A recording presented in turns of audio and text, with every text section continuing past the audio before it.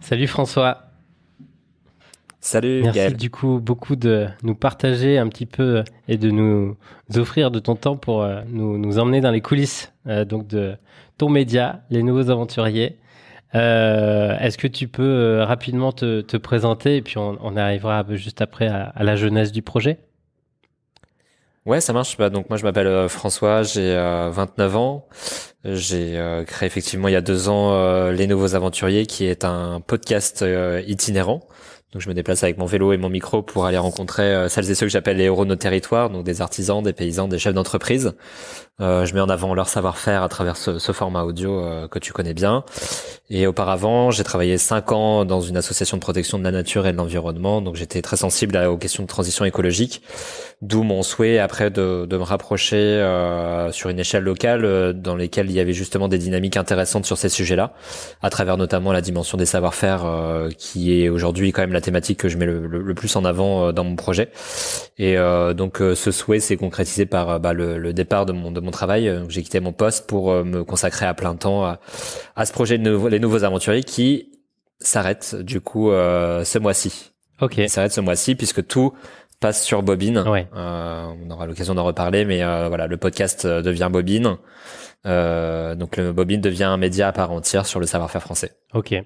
Donc au début c'était juste, tu m'as échangé que c'était partagé que c'était le podcast, c'était un projet qui te permettait toi-même d'être en transition. C'est Ouais, c'est ça exactement. la Effectivement, genèse. le podcast à la base c'était un projet de transition. J'avais pas du tout prévu d'en vivre ou ça dure, je pense, autant de temps que ça ne l'a duré jusqu'à maintenant. Moi, j'avais pour projet effectivement de me recentrer sur moi-même, enfin comme beaucoup de gens en ce moment, hein, c'est vrai qu'ils se posent pas mal de questions. Alors moi, j'ai quitté mon travail juste avant le confinement, enfin c'était en première semaine de mars, et donc j'étais pas du tout au courant de ce qui allait se passer par la suite.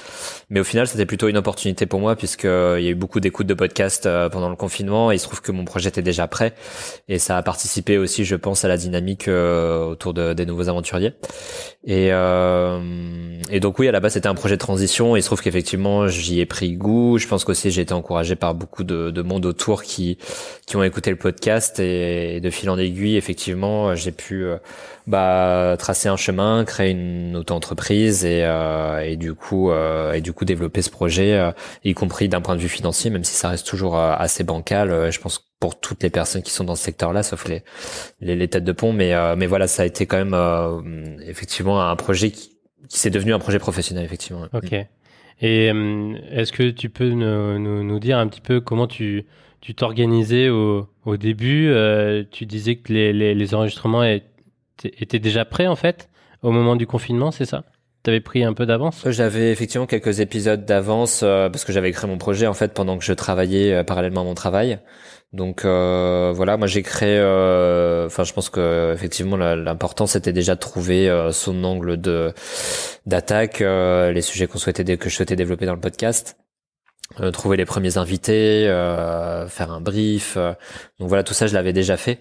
Ok, Il se trouve qu'en janvier-février, j'avais déjà enregistré 4 épisodes que j'ai pu du coup diffuser pendant le confinement.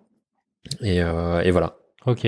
Est-ce que tu as fait des choix hein, où justement il y avait pas de compromis? Est-ce que dans ta ligne éditoriale, t'as été très très précis et tu t'en es pas écarté? En fait, j'ai quand même le projet a quand même bien évolué, parce que c'est vrai qu'au départ, j'étais parti sur une approche. Alors moi, voilà, je voulais mettre en avant des personnes, en fait, hein, ce que j'appelais justement des aventuriers, mais dans le sens justement essayer de remettre le mot aventure dans tous les sens du terme, et pas seulement l'aventure comme on pourrait l'entendre, c'est-à-dire voilà, voyager et parcourir le monde. Je voulais montrer aussi que l'entrepreneuriat, ça pouvait être une aventure, et mettre en avant du coup des parcours entrepreneuriaux intéressant à travers le regard d'entrepreneurs qui avaient réussi, notamment dans la transition écologique. Ça pouvait être Clément Molavé d'Opale, ça peut être Hubert Motte de La Vie est Belle, ça peut être Hélène de Vestel d'Edeni. Et du coup, ça c'était la première vision, c'était ça. Puis après, au bout d'un moment, au bout d'un an, je me suis dit bon, en fait, il existe déjà beaucoup de podcasts business, entrepreneuriat. Ces gens-là, ils sont hyper intéressants et puis moi je reste marqué par ces rencontres. Néanmoins, on les a déjà entendus dans beaucoup de podcasts. Donc en fait, je sentais que j'apportais pas de plus-value par rapport à ce qui existait déjà. Et c'est là où en fait, au bout d'un an finalement, et riche de ces rencontres, qui m'a permis quand même aussi de créer un petit réseau. Donc je regrette pas du tout d'avoir commencé par cette approche-là. Je me suis dit quand même, il va falloir que tu repenses un peu ton projet si tu veux en vivre et aussi créer une forme de singularité. Et donc la première chose, ça a été effectivement de l'orienter plus vers la dimension des savoir-faire parce que c'était quelque chose qui m'intéressait beaucoup, sur lequel justement j'avais quand même eu l'occasion de rencontrer quelques entrepreneurs et je trouvais que ça apportait aussi une dimension visuelle intéressante au projet. Donc qui est venu compléter du coup le format audio, et d'autre part le vélo aussi qui a été pour moi aussi quelque chose d'intéressant dans mon projet puisque voilà, je souhaitais me déplacer avec ce moyen de locomotion qui permettait justement d'aller à la rencontre de personnes un peu plus en profondeur, c'est-à-dire vraiment au fin fond de la France, dans des villages, d'être plus slow, donc c'est-à-dire voilà, de prendre le temps aussi de me déplacer. Le matériel podcast permet effectivement de se développer, de se déplacer à vélo, donc ça c'était une chance, et m'a permis aussi de toucher une communauté de cyclotouristes qui est très forte en France, et du coup de casser un petit peu ce plafond de verre et d'apporter une audience complémentaire au projet. Donc le vélo aussi a été une nouveauté après un an du lancement des Nouveaux Aventuriers.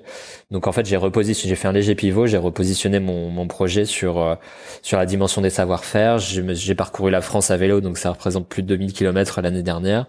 Et du coup, j'ai aussi investi de l'argent dans le projet en étant conscient qu'en fait, je voulais justement essayer d'en vivre.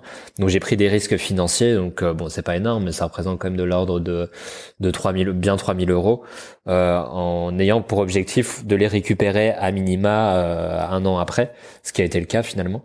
Et du coup, donc cet argent a été investi dans un site internet, dans des créations visuelles, dans des déplacements aussi dans le cadre de réalisation de podcasts.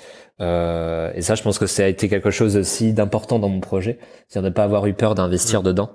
Et voilà, je pense que c'est quelque chose aussi qui pourrait peut-être intéresser d'ailleurs ta communauté. Je pense que voilà, ça fait partie des prises de risques qui sont mesurées. Moi, je sais pas, j'ai pas fait ça sur un coup de tête, mais voilà. Et puis c'est pas non plus c'est pas grave si ce n'était que 3000 euros, même si c'était perdu, c'était pas vraiment perdu puisque même humainement j'en ressortais grandi, mais voilà, il se trouve que finalement ça a été aussi payant financièrement. Ouais. Et est-ce que aussi du coup le repositionnement et le fait que tu puisses parcourir du coup et démarrer l'aventure aussi à vélo, c'est là où tu as trouvé les partenaires vélo maritime, vélo français? C'est comme ça que ça s'est fait? Complètement. Alors, en fait, j'ai été démarché effectivement par ces alors j'ai répondu à un appel à projet sur la vélo maritime que j'ai remporté. Donc ça a été la première opportunité. Et puis après, de fil en aiguille, effectivement, j'ai été contacté par d'autres véloroutes pour donner des partenariats avec elles pour me déplacer à vélo dans le cadre de mon projet. Et ils ont bien adhéré en fait à ce que je leur proposais, à la vision du podcast, à justement aussi cette dimension des savoir-faire, et du coup voilà, ça a débouché sur ces premiers partenariats.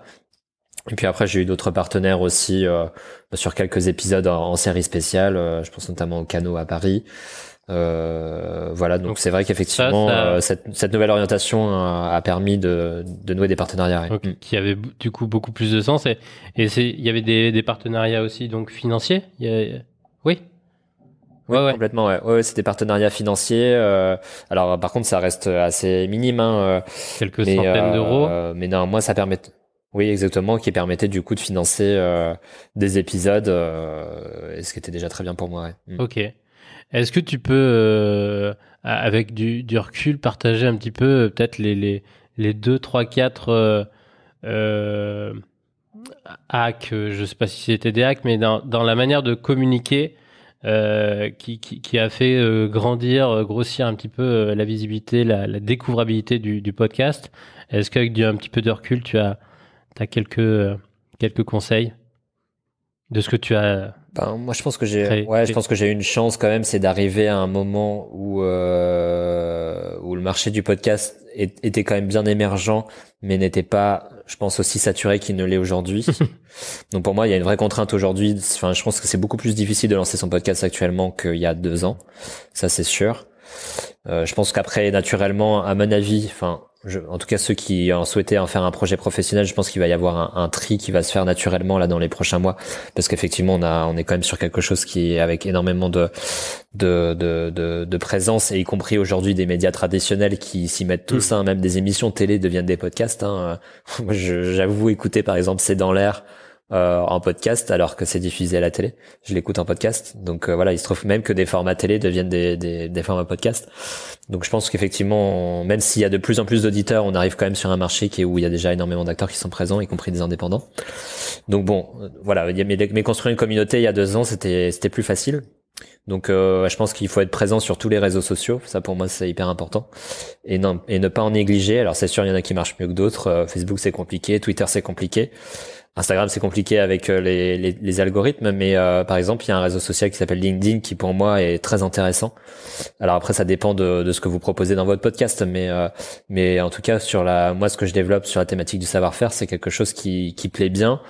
Et LinkedIn a un algorithme qui est encore aujourd'hui favorable, qui fait qu'aujourd'hui effectivement on peut avoir de la visibilité assez facilement sur ce réseau social. Donc je pense que voilà, être présent sur les réseaux sociaux, ça c'est important. Après bon, mais ça a été compliqué quand même, mais je pense que des retombées presse peuvent aider aussi le podcast. Alors après il faut avoir les bons contacts, il faut parfois relancer, etc. Il faut avoir un dossier de presse assez développé pour avoir cette chance-là.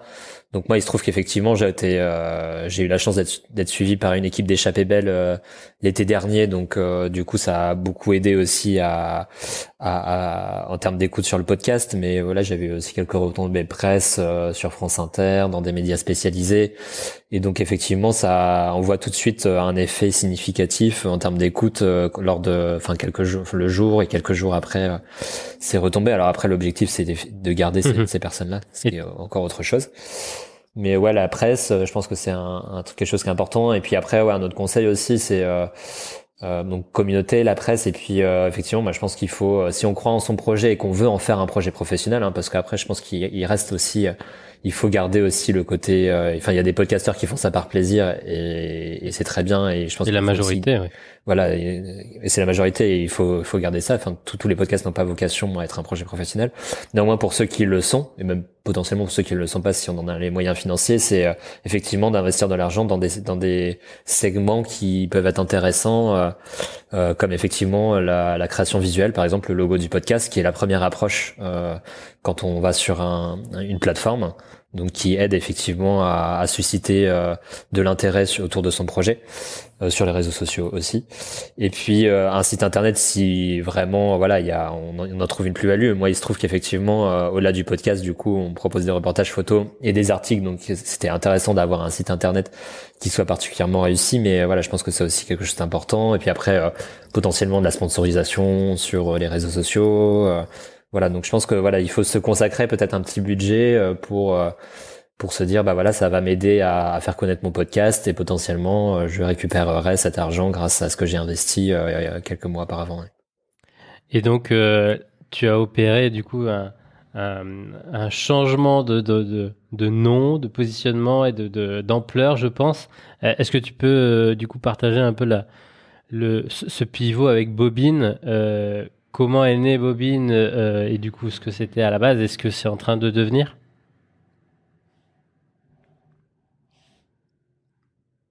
Allô, c'est bon? Ah, alors, ouais, c'est bon. Vas-y. Yes. Je t'entends. Du coup, ouais, le pivot avec Bobine, effectivement, donc pareil, toujours dans cette vocation d'en faire de pouvoir en vivre. En fait, j'avais idée effectivement de développer une revue papier pour essayer de compléter justement le format et proposer un vrai média, c'est-à-dire avec un podcast, une revue papier, des articles sur le site internet, et puis une newsletter, un peu à l'image de ce que fait les Others finalement, mais eux ils le font sur la dimension de l'aventure. Moi j'avais cette volonté de le faire sur la dimension de savoir-faire. Donc j'ai échangé avec Thomas Fier, oui. Du coup le créateur des Others, que j'ai eu l'occasion de rencontrer à Paris et qui m'avait filé quelques tips. Et du coup, j'avais mon objectif, c'était effectivement de proposer aussi la revue papier. Et donc l'émission Échappée Belle, la diffusion de l'émission Échappée Belle a finalement accéléré le calendrier du format papier, puisque j'avais prévu plutôt de le faire en 2022. Il se trouve qu'effectivement, il était important pour moi de capitaliser sur l'audience qui allait arriver suite à l'émission. Et donc on a avancé le projet. J'ai rencontré Justine, qui est toulonnaise comme moi, à la base pour en fait être la prestataire de service pour réaliser la direction artistique du magazine. Et en fait, elle avait aussi l'idée de faire un magazine. Je lui ai dit, banco, on le fait tous les deux. Et en fait, ça a vraiment bien marché. On a coulé beaucoup d'exemplaires. Enfin, aujourd'hui, plus de 1600 exemplaires. Et en fait, on s'est dit, moi, je me suis dit, ok, les nouveaux aventuriers, c'est bien, mais le nom est peut-être pas assez percutant, il est peut-être pas assez inclusif parce que c'est du masculin pluriel. Alors même si moi, j'ai toujours eu des fans dans mon podcast et personne ne m'a reproché d'avoir le mot aventurier et pas aventurière. Néanmoins, voilà, je me suis toujours quand même dit, peut-être que le masculin pluriel aujourd'hui, peut-être pas vocation, hein, même si, voilà, moi, je suis pas du tout, si ces questions-là m'intéressent, mais voilà, je me suis en tout cas posé la question et du coup, Bobine était beaucoup plus percutant. Ouais. Donc je me suis dit on va tout regrouper sous Bobine, ça va être plus simple aussi pour moi à gérer. Et donc voilà pourquoi on a opéré ce pivot, aussi pour des raisons juridiques parce que on a déposé la marque Bobine sur tous ces segments du coup sur la revue papier, sur le podcast. Et les nouveaux aventuriers n'étaient pas protégés aussi juridiquement, donc voilà, ça permet aussi de bien protéger tout ça et de faire vraiment les choses d'un point de vue professionnel. C'est-à-dire qu'en fait, je pense que les nouveaux aventuriers a été un tremplin. Ouais. Finalement, a été un projet de transition, vraiment, finalement. En fait, c'est ça. Tu vois, j'ai réfléchi un peu en direct, mais finalement, le projet de transition, on peut dire que c'était les nouveaux aventuriers. Le vrai projet professionnel, c'est Bobine, on va dire ça comme ça. Et du coup, on va dire en termes de chiffres aujourd'hui, tu parles donc de 1600 livres. Il y a une campagne sur Ulule pour financer...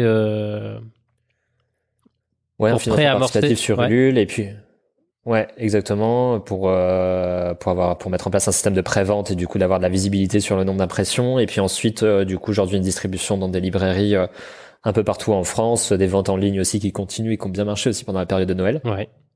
Donc voilà, il y a un podcast du coup qui va changer puisqu'on sera plus sur un format conversation, on sera sur un format avec une seule voix, donc une monovoix. Enrichi de bruitage sonore lié à la dimension du savoir-faire. Donc là, il y a... qui est en préparation, qui sortira, je pense, à partir du mois de mars. Ok. Ouais. Du coup, là, il y a une vraie step en termes de post-production, de mixage, montage, c'est ça? Ouais, exactement. Ouais. Donc moi, je suis en train de me former à tout ça. J'ai envie de garder la main là-dessus parce que c'est quelque chose que j'aime bien faire. Donc là, je suis en train de faire pas mal de tests de mixage, effectivement, de voir si c'est quelque chose que je peux maîtriser. Si je le maîtriserais pas, je le déléguerais, mais voilà, effectivement, un step important, mais qui, pareil, participe aussi à une redynamisation du projet, et puis du coup qui vient aussi apporter une nouveauté avec le changement de nom. Du coup, la nouveauté. Okay.